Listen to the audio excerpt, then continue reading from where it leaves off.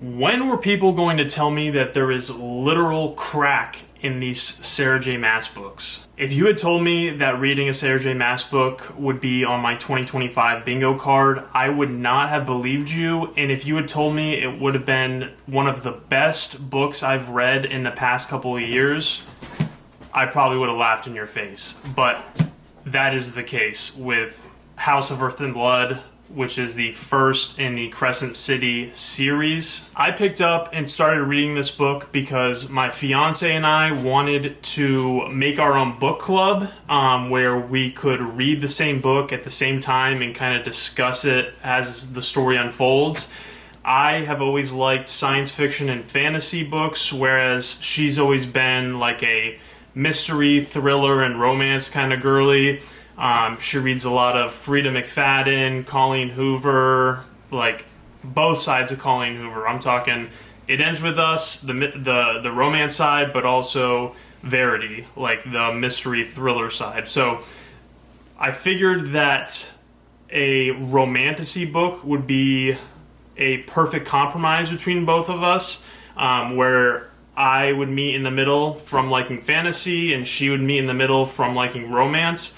And so we went to our local Barnes & Noble and picked up House of Earth and Blood. This was the first ever Sarah J Maas book that I've read, as well as her. She's never read any of Sarah J Maas's books. And I was so surprised at how good this book was. Now, let me start off this video with a few quick disclaimers. This review is going to be broken down into a spoiler-free section and then a spoiler section, so don't worry if you haven't read it.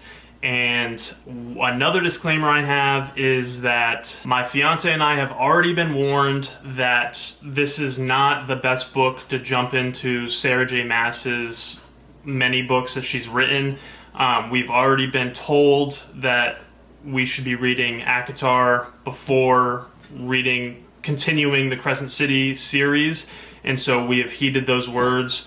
We understand that we should not read book 2 of this series or book 3 until we have finished the current ACOTAR publishing order.